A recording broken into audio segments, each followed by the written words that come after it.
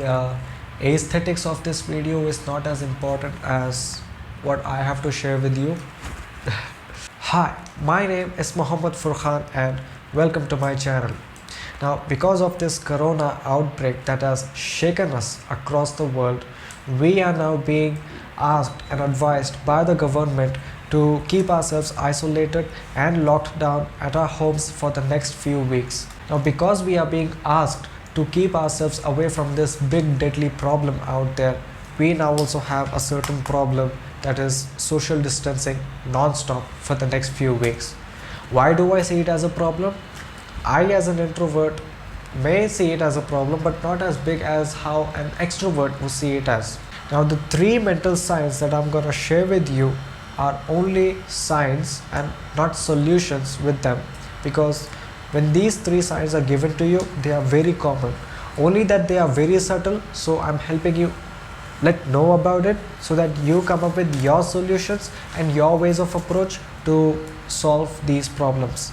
Now, the first mental sign that you're more likely gonna witness, or you may have witnessed, is that you're gonna care less about you and care more about other things that won't even matter to you. Now, the reason why I'm sharing this is because when, let's say that you have a regular day job and you open up your laptop and you're working, or you're attending your college and you're attending your class. When it comes to a day where you don't have anything else to do, like your job or your college, you think you have a vacation at home, you do not have anything else. Smartphone becomes the only thing that keeps you hooked, because on a regular day you had a certain task to look after. You weren't as much distracted as you would on a lockdown situation, because when you're bored, smartphone will be the only source of finding entertainment. And when you open up your smartphone, the news, the information, the content that is being shared to you only becomes the driving force to your emotions. So you become judgmental, you become empathetic, you become annoyed, frustrated and raged. It's not you who is controlling all the emotions of driving your emotions. It's the content makers and the headlines that are being shared with you.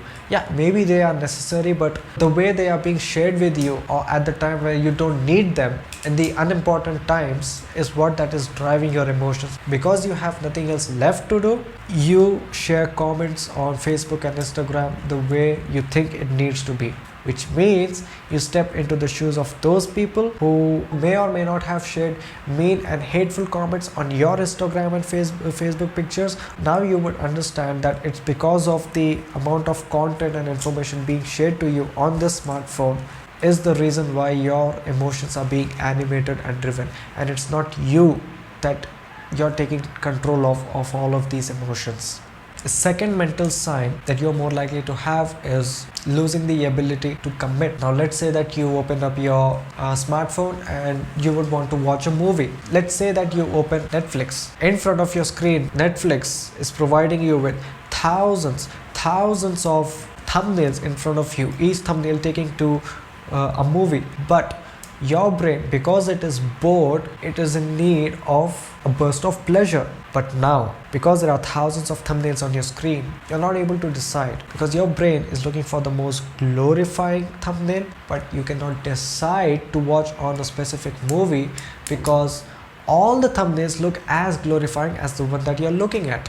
What do? You refresh the page, and when you refresh the page, you see yet another 10,000 thumbnails, and each thumbnail look the same. Because your brain is not able to find that one particular thing that will give you the burst of happiness in the shortest amount of time, what you're more likely to do is close the Netflix app, break the loop, go back to Facebook, go back to Instagram, and consume those micro contents given to you in a sequential manner. Those micro content videos and images, they give you short bursts of pleasure, short bursts of dopamine, which may or may not last for very long. And that is then gonna inflict your mind in a way and make you think that your day is boring. Now you tell me, if you lived without your smartphone or without your computer, what would you have done for your own pleasures? Now, the third mental sign that you're more likely to notice, which is very basic, very obvious, but also very important one. We as humans are wired to be social creatures. Now, you may be an extrovert and it's very obvious for you, but I as an introvert have also faced this situation, because I may not know the mechanisms of an extroverted mind, but I, as an introvert, I would usually get exhausted by a social conversation. When I would want to stimulate myself, recharge myself, I would go back to books, go back to movies, TV shows, sleep, food, and the kinds of activities that keep me productive. But after all of this recharge moment, there would come a point where I would want to socialize with people as an introvert. Now, some of the introverts may not relate to this, but most of the introverts do, because introverts require balance. Now, if you're an extrovert watching this video, listen carefully. When I, as an introvert, would feel recharged, I would want to talk to a person,